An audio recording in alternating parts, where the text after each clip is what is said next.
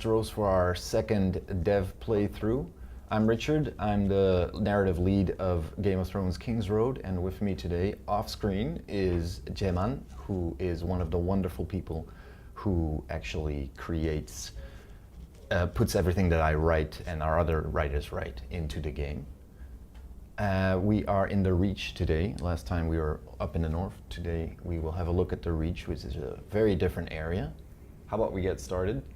We are in Old Town right now. Before we head out, we're gonna, go ahead.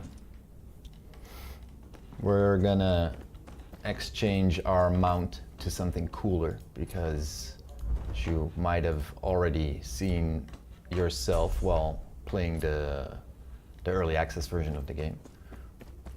We have dire wolves now that you can ride, which I'm a huge fan of, even though, you know, we don't see that in the show, but they're really cool and they move in a really cool way.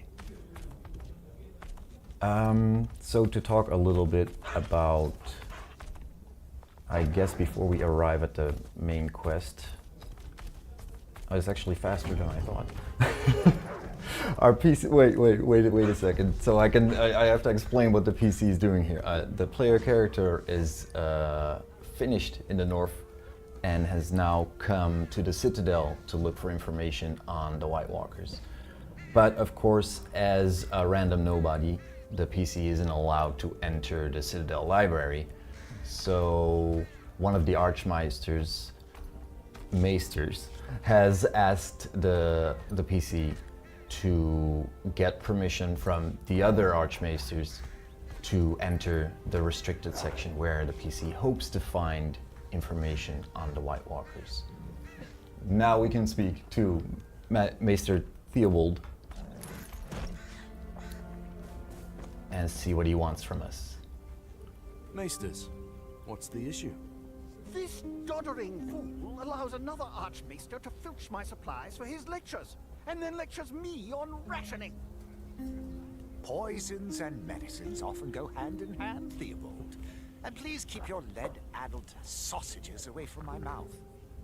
Are you two Right. Archmaesters as well? We're still in early access, so some of Some manner of imbecile. the subtitles don't exactly not, match what you're but hearing. this well-spoken man But breeding we'll beast. fix that before the game comes out. Yes, I am the The Maesters are really fun to Poisons ride and for dangerous because materials. they have this kind And of I have a meeting with my haughty, supplier by I'm the better than straits, everyone else which I am ready to attitude, attend. which makes them very different from the small folk that we usually run into in the Then game. perhaps I should go in your place, in case there's So any even trouble. though the If you Maesters let me into usually the speak restricted big section after.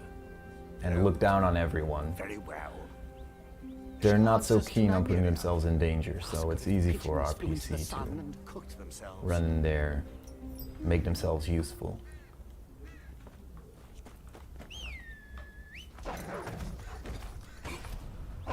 So one of the reasons that we picked this area this time to play through is that, as you can see, this showcases a lot more of what the open world looks like. The world is very wide and there's a lot of things to do. Of course, we're going to be following the main quest first, but we'll also show you a sub-quest, and there's going to be examples along the way of other kinds of content that you could run into while playing. Did the pigeons cook themselves flying into the sun? I was expecting one old man with a lot of chains, not one you.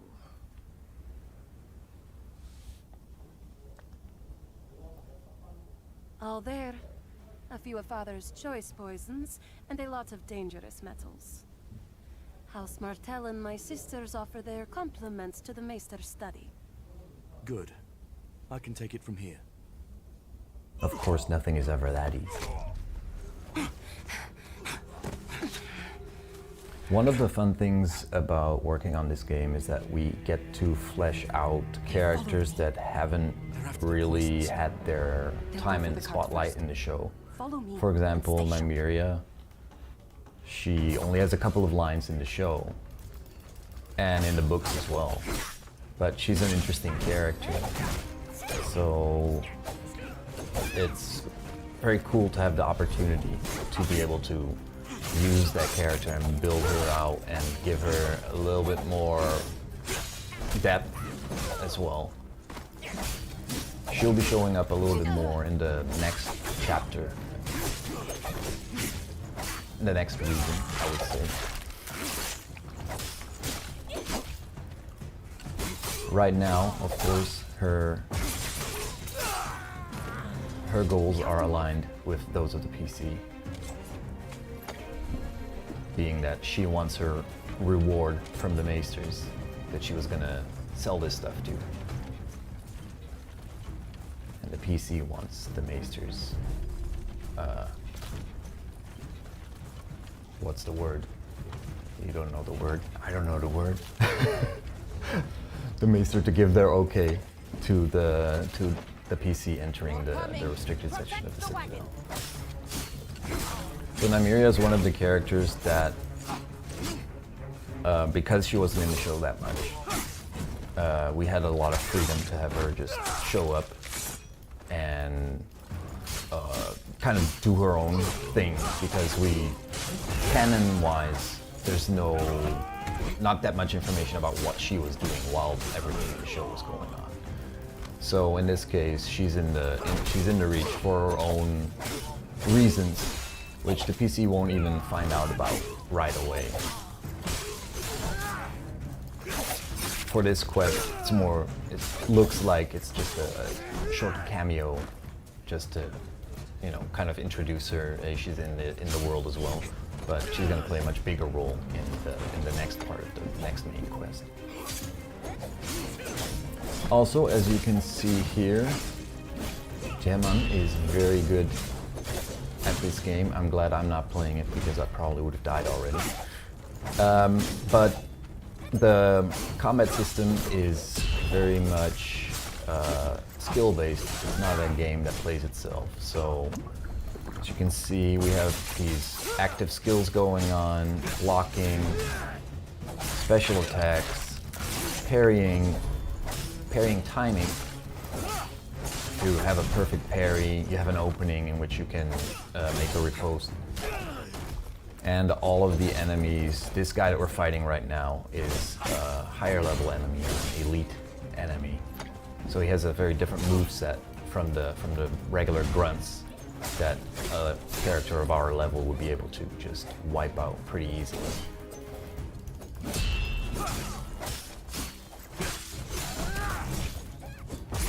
Also, the playstyles of each of the player characters are quite different. This time we're playing as the assassin, who, as you can see, has a much faster, much more like an acrobatic style of attack. Last time we played as the knight, who's more of a classic sword and board kind of character. Personally, I prefer the assassin just because the animations look so cool.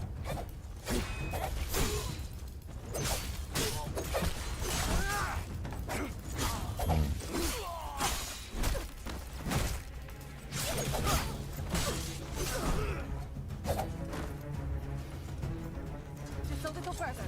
We're almost there.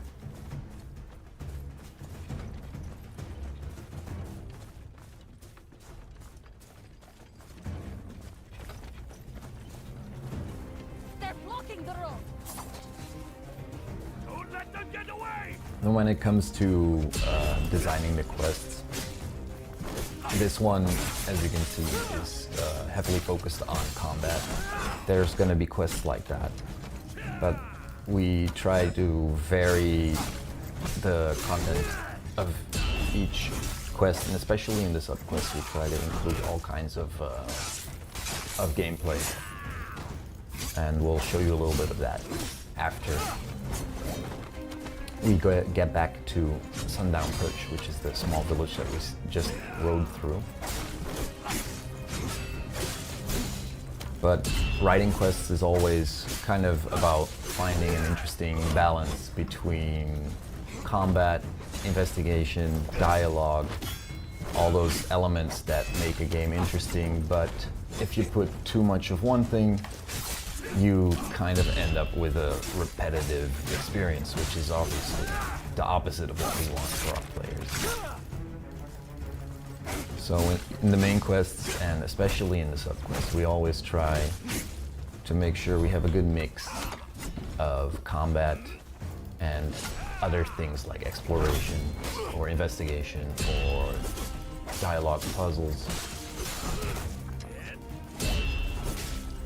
So I hope that when the game comes out, you'll not just play the main quest, but also check out the subquests and all of the other content that we have across the field, because there's some very interesting local stories to play through.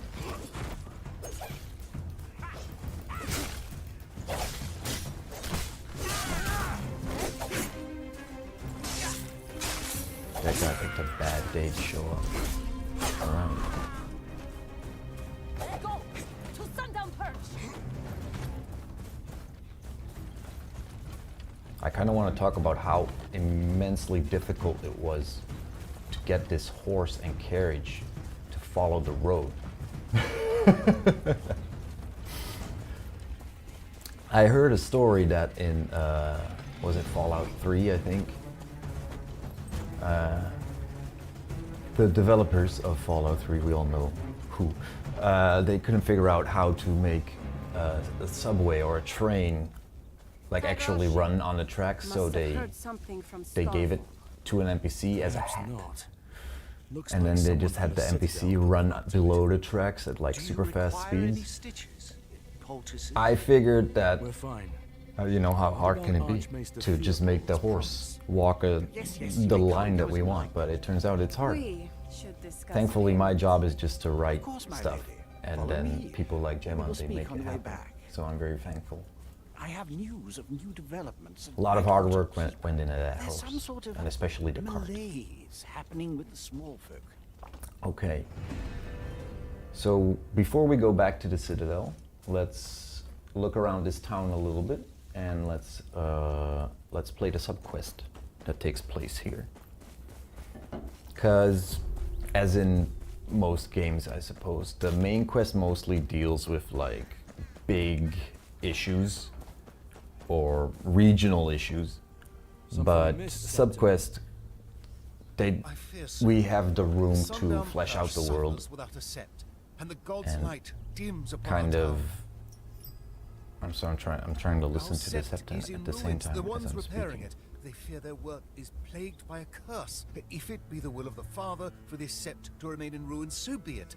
But in my experience, the seven aren't ones for dark magic.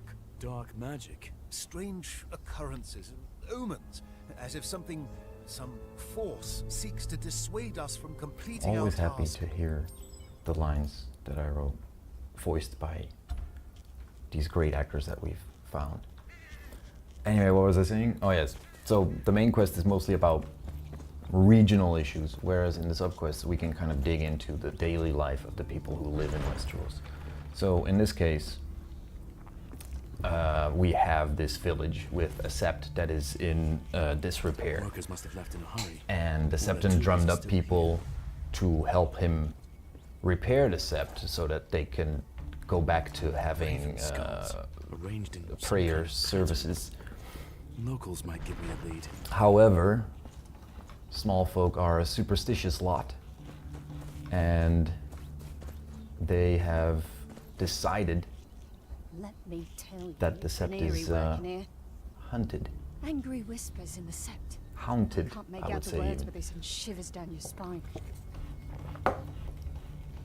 Oh wait, can we talk to the pair? I remember them being very cute. I haven't listened to them yet. Oh, I see, the sound hasn't gone in, that's why I haven't listened to them. Feels like someone's watching us. Oh, Grudge. and the rest works. Aye, don't sit right, I tell ya. No amount of hammering and sawing can fix That is an great ill though, I omen. love that voice. Thank you. We made the game, so we know who we have to talk to actually go to the next one. Septon said this place might be cursed. Aye, got that right. Dead ravens, strange noises. Even the lanterns by the road, they go out on the own every night, one by one. Save for the last one. That one always floats off in the same direction. Up the river, away from the set. Damn thing ain't right. Up the river, you say? Thanks. It's really fun to get One this of the lanterns the canvas, villager basically. This beautiful level, the reach looks so impressive. Especially after spending a lot of time in the north where everything is just snow. And here everything is green and beautiful and flowery. It's really nice to get that canvas and be Said the able lights to disappeared upstream from here. write a story fit for this Whoever region lives here has some explaining that is to do. perhaps the softest region of any region in Westeros. Some sort So of altar. These candles are lit this regularly. quest focuses a You're little bit looking for more on the something religious part, being the faith of the seven. But we also have quests have that questions focus for you. more on As really do the I. daily life Mainly about of what people you're in the doing Reach, on which has my not land. been hit by the And War I of the Five suppose Kings those very, will keep very you, much. eh? Go on then, ask. What's the altar for? The crown, sir. Ah, She's yes. one of the I wanted to seven, the mention keeper this of as well wisdom. because Jeman is the one who made this quest, and I had things that I wanted to do in this dialogue scene, and we ended up making it work, but it wasn't easy. As a writer, I don't really always know, how hard things are to actually put into the game, so I wanted to do a lot of things with this dialogue, make a very complicated tree, like if you ask this question, if you investigated this thing, then the PC can ask about this, and then after you ask about that, you can ask about that other thing, but yeah, it turns out that that takes like a whole lot of time to actually put into the game, which I didn't think about. So we made it work in a way that still is gives the player all of the information that they might want, while also not being insanely complicated to actually make. What's the altar for?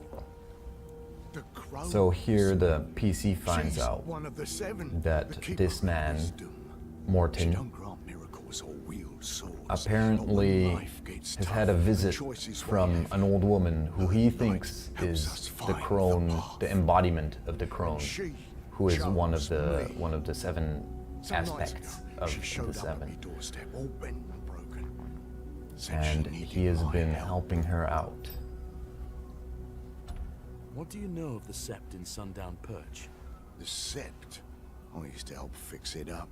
Then I heard a voice, I did.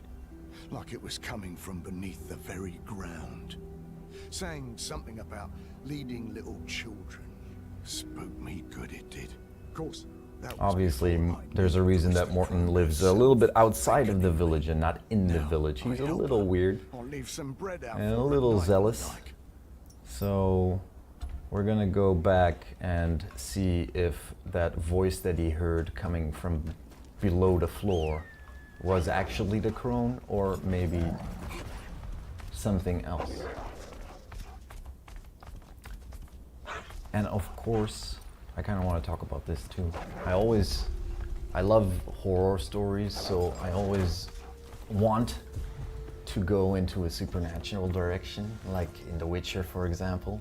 But of course, Game of Thrones is much more grounded. There's no ghosts, no vampires, no shapeshifters. Well, I guess there's shapeshifters technically, but An entrance to so the Sept cellar. what Too sturdy. I try every now and then This was is used to recently. take that kind of horror-ish vibe and make it work in the more realistic world of Westeros. Someone's been living down here. Also, we are going through this faster than I thought.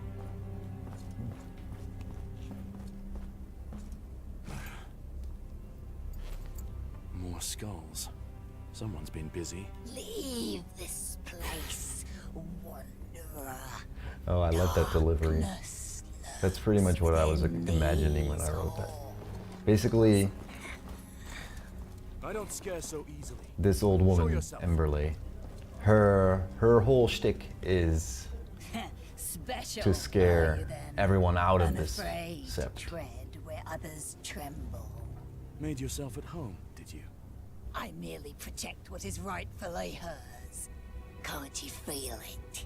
The wisdom seeped into this very stone.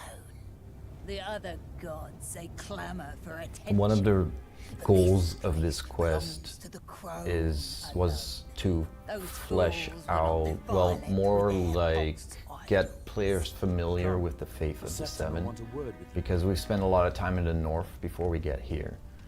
And in the north, of course, the majority of people believes in the old gods. So we've spoken a lot about the old gods and what they might be and what their customs are. But now that we are in the Reach, the player character is from the north as well, but they would know about the Seven. But someone who hasn't seen the show or read the books, or maybe saw the show years ago, they might not remember everything. So one of the goals of this quest was also to explain the differences between the old gods and the Seven, Septon, who this they woman's believe behind your in this dark region. magic. My child, what is it that you are... Speak not of children. We are all children in the crone's eyes. Your ignorance offends her. I do not wish to offend. I assure you, the crone shall have her space within our sept. Her wisdom shall be honored with the other aspects of the Seven. Spare me your lies. I felt the presence of the crone in this place. It is not meant to be tainted by the others. I applaud your devotion. All the same, the crone is but one face. One of the Seven who interesting are things one. about Together, as the one, Seven they in guide the us. setting Would you deny itself, the in people the of Song this of town Ice the and Fire, guidance is of the that gods? a lot of small folk, they also don't really realize that the thing that they call the Seven is not seven separate gods, but one god with several aspects. This sept with my very blood. May its walls. What in the seven hells have you done? You brought our wrath upon us! Morton, don't! Morton, don't let me cut your head off real quick. Oh, Morton's a strong one, isn't he? I guess he's been practicing in that little hut of his.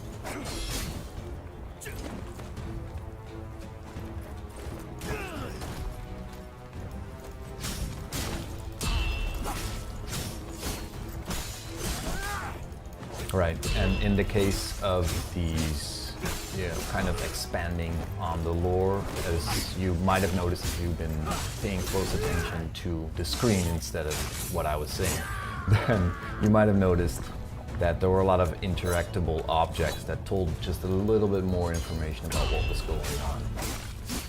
And those might provide more information about the world, about the quest, about the characters, about the situation.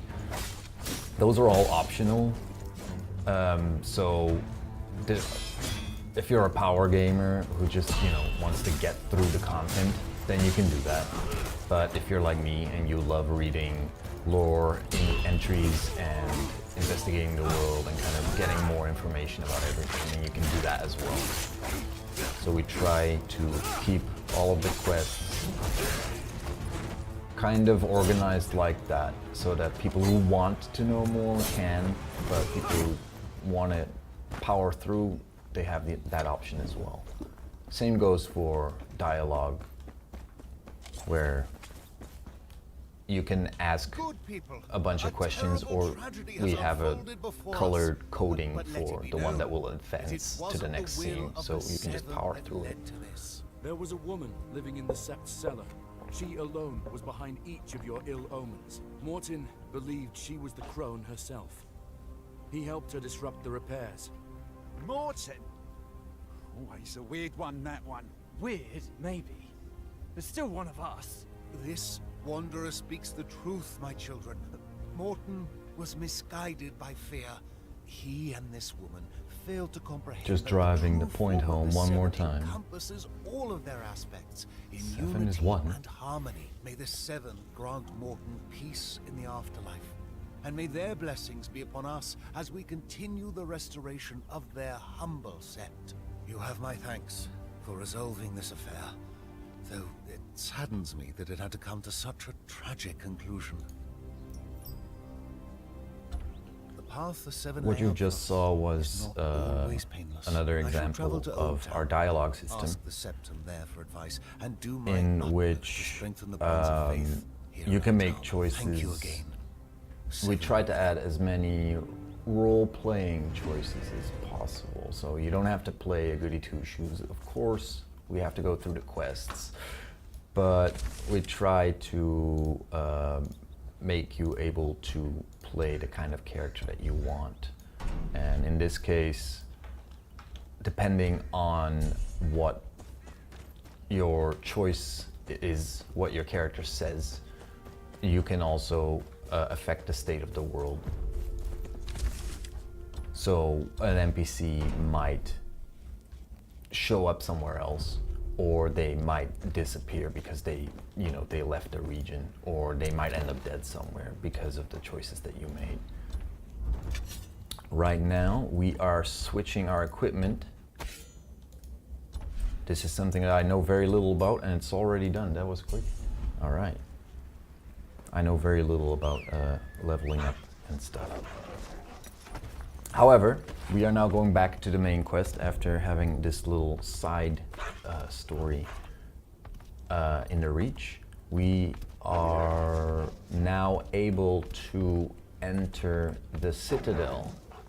Oh, Seven, have mercy. And the Citadel library. We're going way faster than I thought. I have so many things I wanted to talk about. For example, how big Old Town is. Old Town is so big.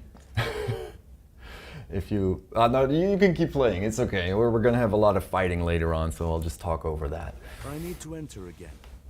To borrow But people who've read the I'm books afraid that's will maesters know and that recognized the lords scale may borrow of over long Westeros distances. is nothing But that we Kestis have said you in the have real leave world. to Even the read size of anything you wish the size of Winterfell's walls for the are restricted section. just insane Try not to get a by headache actual reading medieval anything outside standards. your And common a words. tower like Storm's End is almost unimaginably high, especially with like the High Tower, for example. Oh, but I wanted to talk about this too. Oh.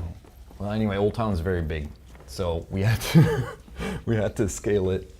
Oh, walk around and listen to the guys a little bit. The voices haven't gone in yet. Oh, in that case, you can run around. Sorry. Because one of the things that I love about the library is that we wrote a lot of really fun background dialogues. Giants would So have if you get roamed close again enough before I to found some something NPCs, useful. they're going to be talking either to another NPC or to Quite themselves. interesting, really. And If you the look closely, the White Walkers always come after the children speech of the bubbles forest. are they were fighting really a war, fun or it was the White Walkers' because revenge they're a little against bit the lighter. Firstmen. It's kind of optional This must be content, it. so not All every of the player is going to Citadel's see forbidden every single knowledge. one of them, so sometimes we Looks put a like little it. joke in there. Do you remember the title of the Or book we read? sometimes Oh yes, it, of course. well, Saw it's it very from the easy to door use page. it to I can flesh find out it in the no time. situation or the location. Like, this is a place where maesters come for their privacy to study old, forgotten tomes. So they don't like to be bothered, or they might be muttering to themselves about this and that, and it's very fun to write those kind of characters. This... I don't know what this is.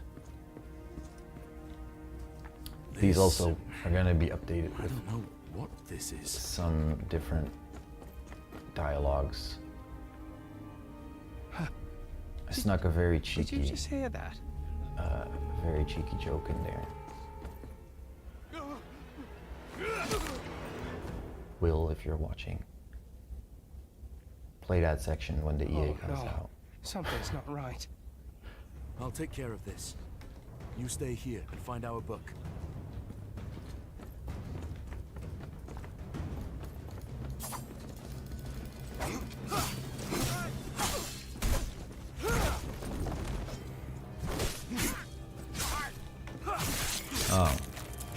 So I also wanted to talk about Sam and the kind of the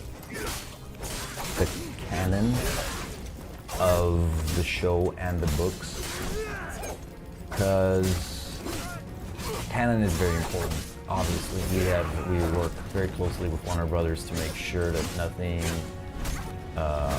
we do goes against, contradicts what happened in the show or in the books. So in this case, we wanted Sam to be with the player in the Citadel. So we made sure that it's clear that it's not planned for him to stay there. Like in the show, at some point, he actually goes and learns to become a master and maester, and does research for John and things like that. And that is a very big moment for him, because finally he's always dreamt of going to the Citadel and studying at the Citadel. So we didn't want to cheapen that moment. So, and there are many examples of where just respecting the source material is more important than what we want to do. But we always try to figure out a way to make it so that anything in the game doesn't contradict what's in the show, and it makes sense within the game world, and we still get to give the players as much of what they want as possible.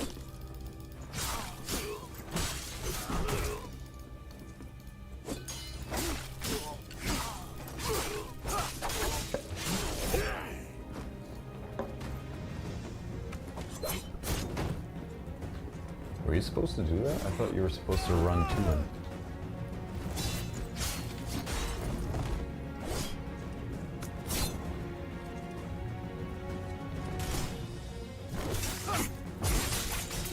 I haven't actually played this part myself, I just looked at the cutscenes.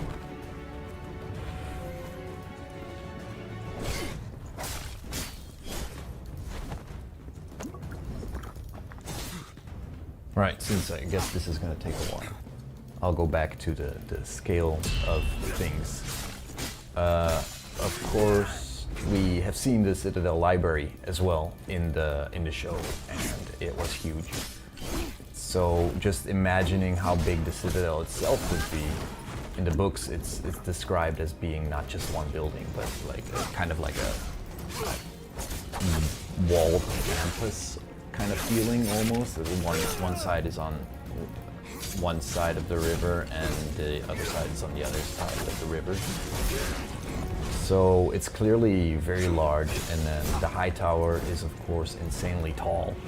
And Old Town itself also has a lot of inhabitants, so it's the biggest city in Westeros after King's Landing. So one of the challenges was to bring such huge things into the game without making it a chore for not just the people making it, but also the players. Because if you had a city that was actually the scale of what Old Town is supposed to be, it's not going to be very fun to walk through it. So we scaled it down to a manageable level, same for the castles as well, but without losing the sense of grand scale that they're all supposed to have. I'm sure anyone who's played through the early access, you've been to Winterfell, and you can see all those places that you see in the show, and they're just as impressive. But it doesn't feel like you're spending, like 10 minutes walking from one side to the other. I think that our level team did a really good job at finding a perfect balance between scale and playability.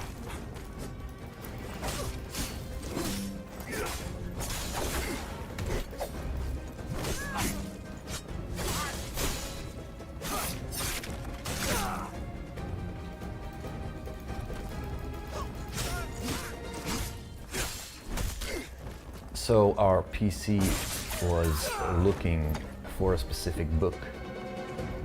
And of course it just so happens that that specific book was stolen by someone who launched an attack on the Citadel library. So we are now trying to get it back.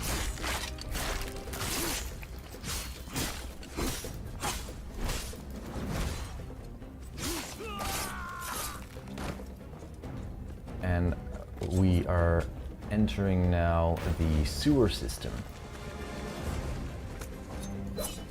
which is obviously not shown in the show and not actually mentioned in the books, but I kind of wanted to take that as a jump-off point to talk about expanding, perhaps not the lore, but the world. Because we have to, as an open world game, we have to fill out a lot of areas and regions that weren't shown in the show and maybe weren't discussed in depth in the books. So we always try to expand from what we have, using the lore, using the canon, and using actual medieval history as a guideline. So in the books, Old Town is described as smelling of flowers, which is in stark contrast to King's Landing, which is described as smelling like shit. But, you know, if you don't have a sewer system, obviously your city is not going to be smelling like flowers. So we figured there must have been some sort of underground sewer system that they use. And in the canon of Game of Thrones as well, we know that Casterly Rock has an underground sewer system because Tywin maliciously put Tyrion in control of that, forced Tyrion to spend his time planning out and building out that sewer system. So we figured it's very likely that a city as wealthy and as big as Old Town would also have a sewer system. So we decided to use that as an explanation for how these guys would have potentially infiltrated the Citadel library.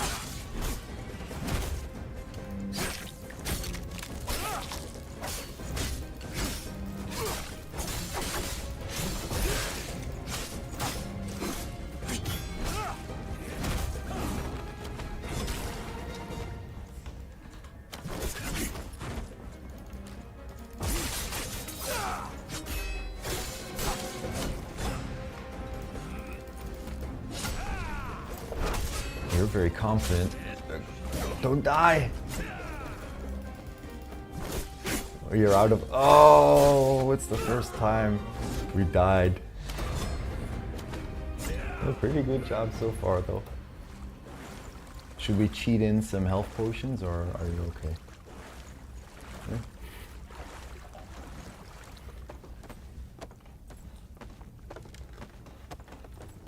Well, it's not an easy game. So you're the one's been causing a ruckus upstairs. Supposed to be nothing but frail up. Well, suppose it wasn't that much. Also, you notice there's a lot of fights in the game, obviously, and fights are no fun if the guy running at you just says, "Die, I'm gonna kill you" all the time, right? So we try to get as creative as possible with these kind of combat barks as well. I don't think they've gone in yet, but they are going to be in the full release later on. But also with the just when NPCs initiate combat, we want them to say something hopefully memorable, but at the very least just something interesting. Something more than "get over here, I'm gonna kill you," you know.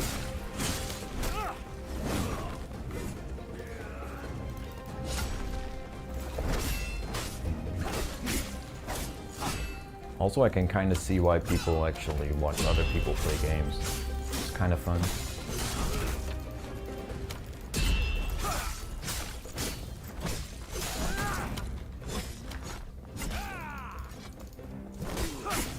Press F, press F. Nice. I like that we added those, by the way, because we already had a pretty robust combat system, but adding these special strikes after you do a certain amount of damage, the animations look really cool. And it's also very satisfactory to be able to pull off one of those attacks.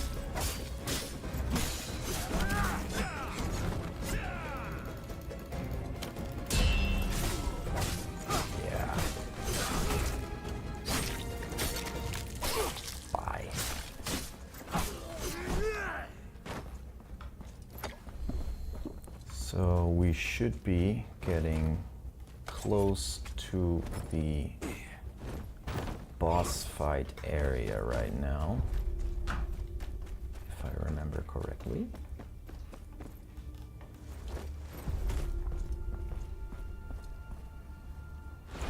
We're gonna be face to face with the guy who managed Shite! Someone's followed us. to pull off a heist. Hand over the Citadel. books. Now. I don't think I'll be doing anything of the sort. Should have turned back while you had the chance. And he's brought some muscle.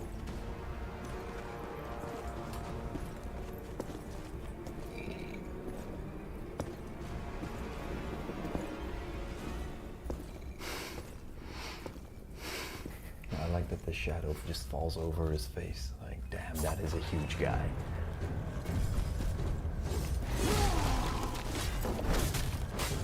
I already talked about this a little bit, but the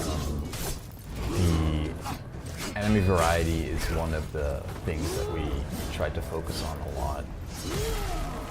Because of the setting, even though it's you would call it fantasy, but it's low fantasy in that most of the things that you would be able to fight aren't, you know, elves, goblins, orcs, trolls, unicorns. So on the field, we mostly have humanoid enemies to fight. So our combat team worked very hard on making all of those interesting and making every fight require a different kind of strategy and having different attack patterns to keep it all fresh and interesting.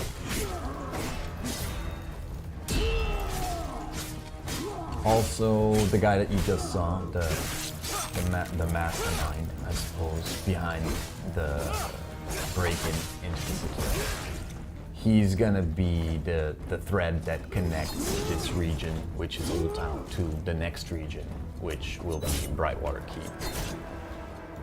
Because he's stolen the book that the PC needs, and there are some clues left on the bodies of the dozens of people that the PC just murdered.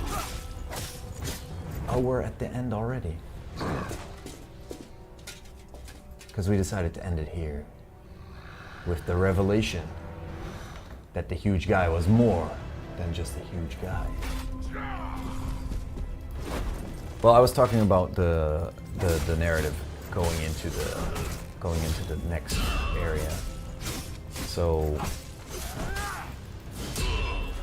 the guy that we just saw stole the book that the PC is after, and the dozens of henchmen that the PC has just killed, they had some clues on them that pointed towards possibly House Florent of Brightwater Keep, who are still declared for Stannis Baratheon instead of the official King Tommen.